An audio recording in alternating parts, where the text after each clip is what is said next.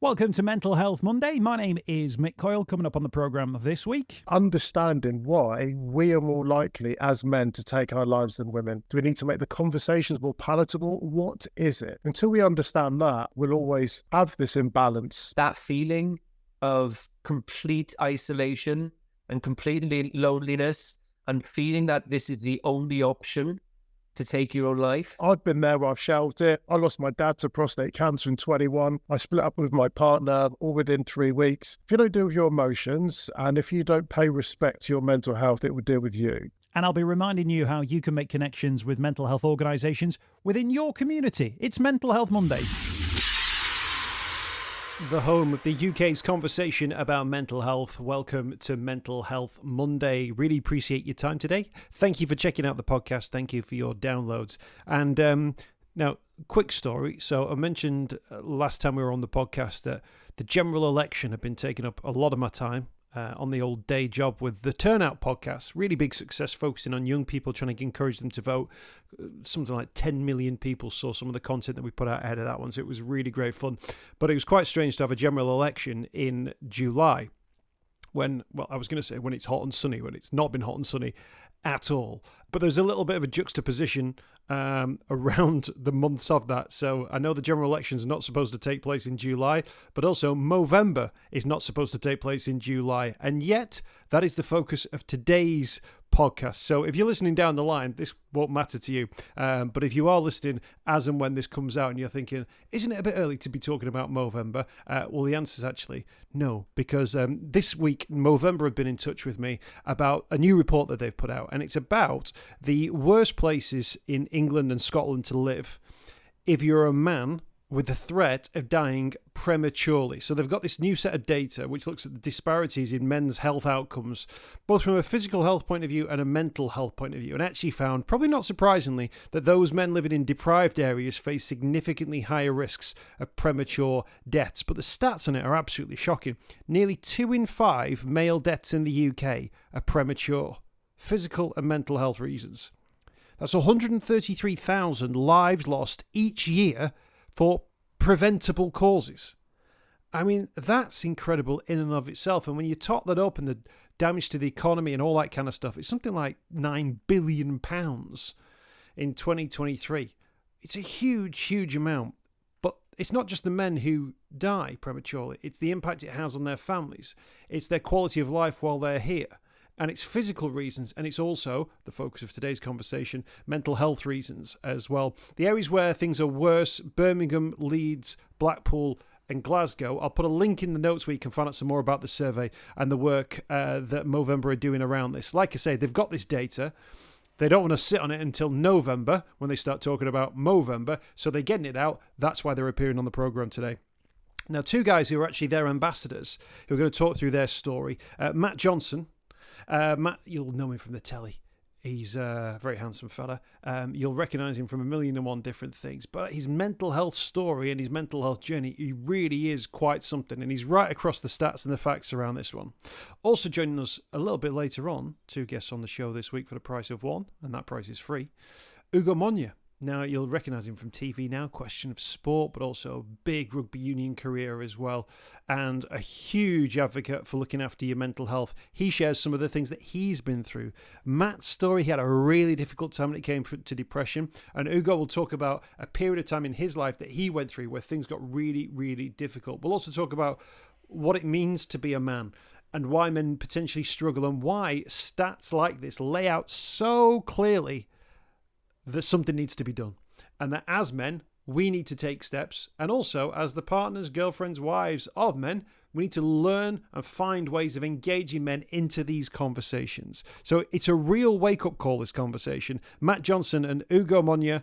Let's start with talking to Matt, though, about the fact that, now's always a good time to talk about mental health, even when it isn't Movember. It really is. And now Movember is so incredible and doing so well internationally. The conversation isn't just for November, it's for the entire year. And thanks for having us on to talk about it, because it's incredibly important. There's the studies showing real signs of distress for men's health across the UK, and something needs to be done about it. There's a report out today that Movember have conducted, and it really is highlighting all the issues that are there and the work that needs to be done. And we're asking government to really take men's health very seriously. And myself and Ugo here are talking about it from our own personal experience. But my experience of Movember, when it first came into my orbit, was watching the Autumn Internationals and watching George North when we used to play like South Africa and New Zealand, with this terrible kind of grainy moustache in the early stages of the tournament, and then towards the end of November having a full pelt moustache. And it was quite interesting, and it was really interesting how it captured the imagination of men.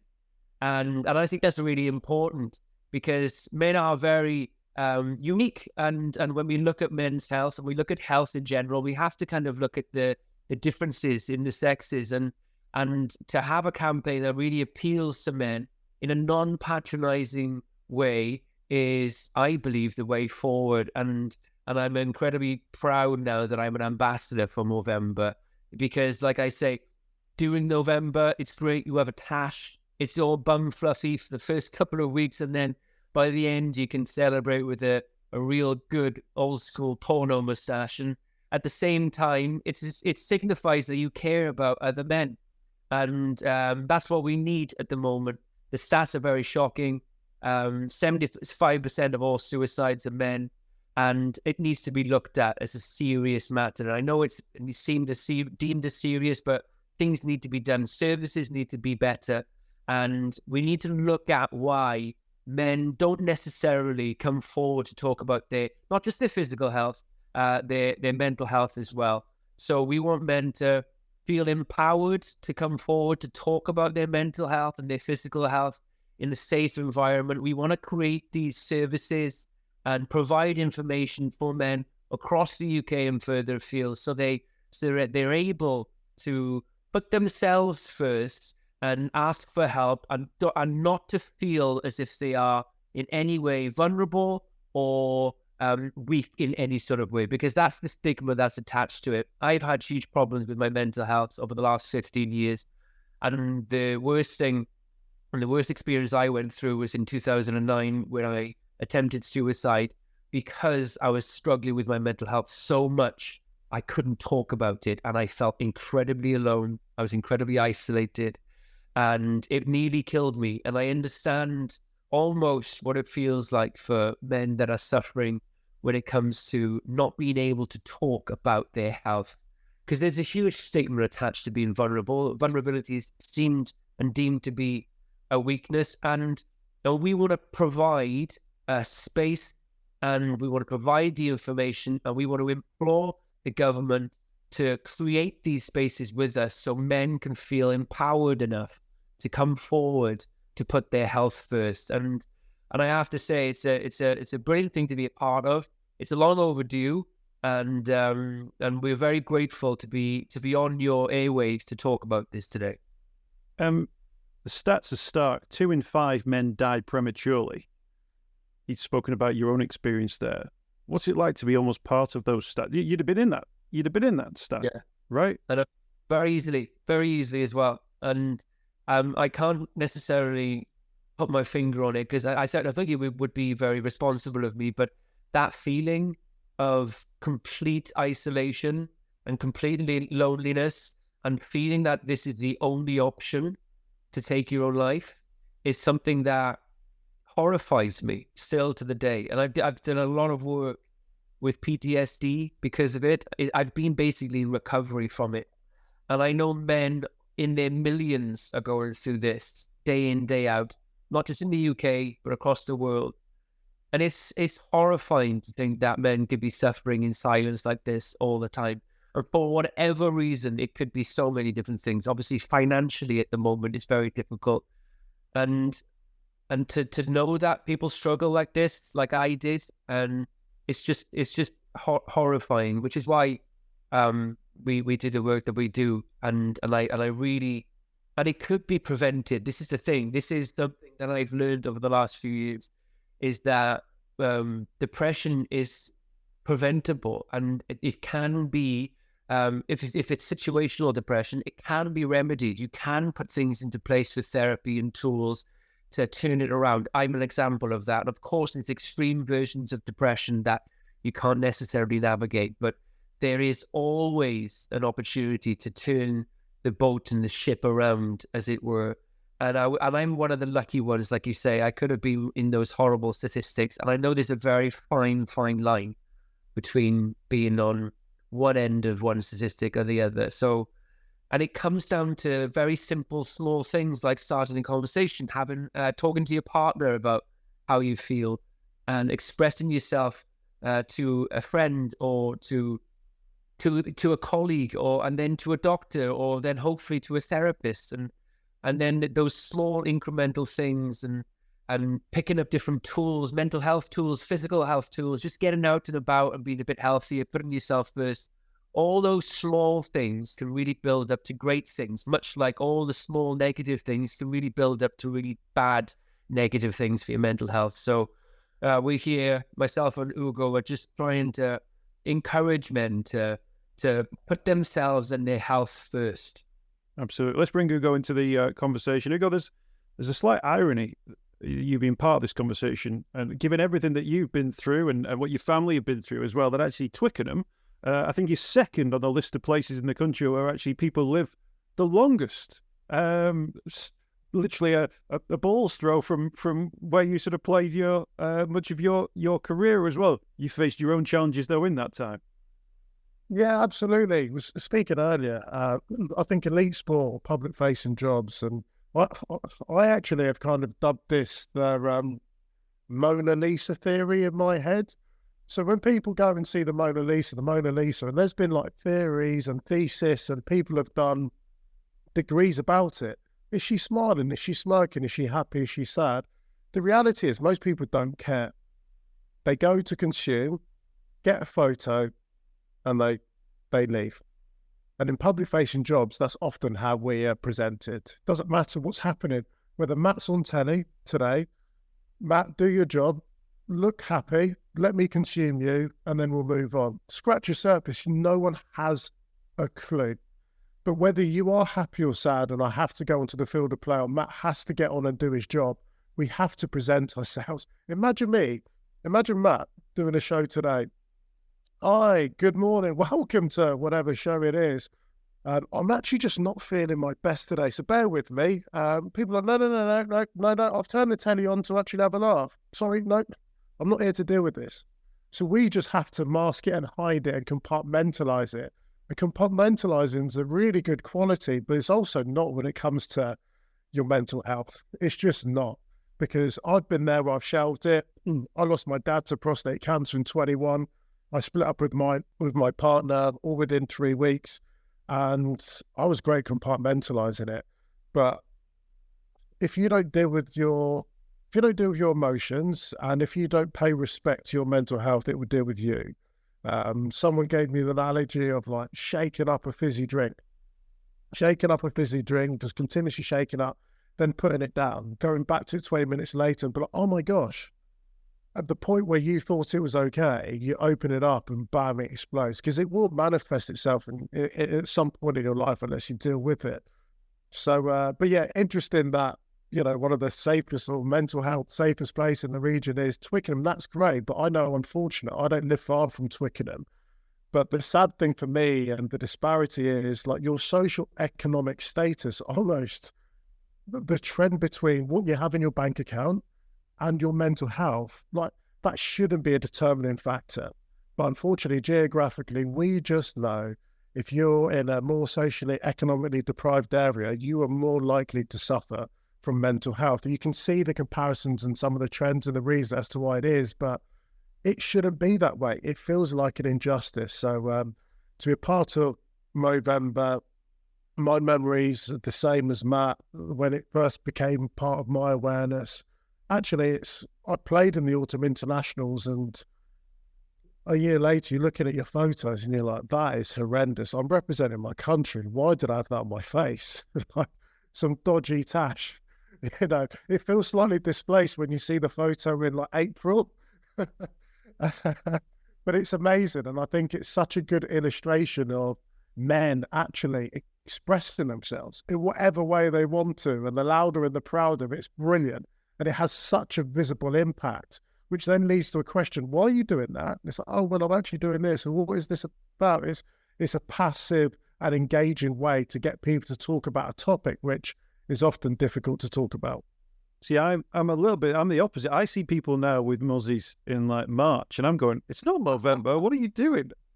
I think it was probably Movember and Aussie sports people who've maintained the muzzy through the dark days of the noughties and tenties. I think, yeah. Before that, I had one 2 weeks ago. I had one last week. I went to Wimbledon. I had handlebars, and I mean, I had it because I had it. And that's all I've got, okay? And people are like, Ugo, it's July. But it's amazing how it's now become, like, Movember is so much more than just this mental health charity and this route in this place and this directional place. We say, oh, we can talk about it. It's a safe place to have the conversation. It's like, that thing on your face is now allied to that. Why have you got that Movember tash in July? And it's brilliant. That level of awareness is not just, totally cross-gender as well. Yeah, and men need that reason to have that conversation. Not that you can't often go, Ugo, I want to ask you about your mental health. But if you went, I see you've got the muzzy back, Movember, saw what you were saying about this. You can then have, it's that sort of permission, isn't it, that men often are looking for to have that. Matt touched on it there around sort of like spaces for men. Is that part of like this year's Movember drive, that there's a new government in place now who seem to be pretty switched on to the mental health needs that are out there as well? What is that call for the new government? Like anything, you need extra resources, and ultimately, when you boil it down, you're talking for money. Money to be able to upskill people, to be able to have a greater holistic approach, to be able to A, identify, and then B, to be able to support and have that conversation. I do some work with the government. So I co-chair the MPAT, the National Physical Activities Task Force, and we understand that being physically fit and mentally fit, they go hand in hand. And whilst we're driving and trying to get another 2.5-3 million people more active and healthier and fitter by 2030, that's our genuine target. Do we have a genuine target with regards to mental health? Because as Matt already displayed and mentioned, 75% of all suicides are men. Good Lord, do we not need to recalibrate that? And it's not trying to, and it's almost a weird sentence, but like, we need to bring a bit more parity to that number. That's not what I'm ultimately looking for, but understanding why we are more likely as men to take our lives than women. What is it? Is it an attitudinal thing? Is it the human infrastructure that we need around men to be able to facilitate conversations? Is it the resources? Do we need to make the conversations more palatable? What is it? Until we understand that, I think we'll always have this imbalance in that number. So yes, we're asked for more resources. We're asking for greater awareness. And whilst, and I'm so glad Matt touched upon it earlier as well, like the month of November is attributed towards it. It's our Movember month. But all of these conversations, ones we're having right now, they're to instigate a further and a deeper conversation. And I know everyone finishes with a call to action. And if this just touches just one person, and it feels like your cliche PR thing that you need to sign off on, but truly, if someone has been not sure about how they're feeling or don't want to admit to themselves that they are struggling, please have a conversation. Honestly, please. I promise you, it will be day one of you being able to accept and start to create a path for yourself to feeling better, really. Or if it's a friend who's gone a little bit quiet or you've not check in with them. How many times in the last week have you gone, oh, I need to text Matt. Oh, I'll do that in a bit. Do it. Just do it. Well, I think there's two things in there, isn't there? There's the one, no man has ever just randomly thought, oh, I need to have a conversation with somebody about my mental health. It's always been based off, oh, God, yeah, that thing really resonated with me. Maybe that's me, the thing that you've talked about, which is why that if we can help just one person, absolutely works. The other way, and Matt, I don't know if this touches on your experience, is that you wait and you wait and you wait until things get so bad, so awful, your life becomes so difficult that your only option, if you don't take the worst step, is to take the alternative step, which is to go, somebody please, whoever you are, wherever you are, I need some help now. Yeah, that's my message. I left it too late, and I went to the literal rock bottom. And what we're doing here is to try and prevent that from happening. We're asking the government to take that seriously, to look at what we can do when it comes to resources. And like Ugo was saying, it's really hard to try and seem like you've got everything together when you feel as if you have to. So if you're an employer, or if you're a producer of a production company, if you're a coach of a team, create an environment where it's okay to have a bad day. I loved it what Ugo said earlier. I was on national television every single day at one point, squeezing a square peg through a round hole most days. And it was really hard. The hardest thing was trying to pretend everything was fine. Now, because of my awareness of my knowledge of it, like I work in daytime television still, but I will let that producer know if I'm not feeling 100%. That doesn't affect my performance, but knowing that it's okay and that they're all right, and it's not me just living a tiny little lie and having that secret, really helps. So having that safe environment in a working environment, at school, at college, and in the house with your partner is so, so important. And that comes down to awareness. Movember can help with that on movember.co.uk, movember.com.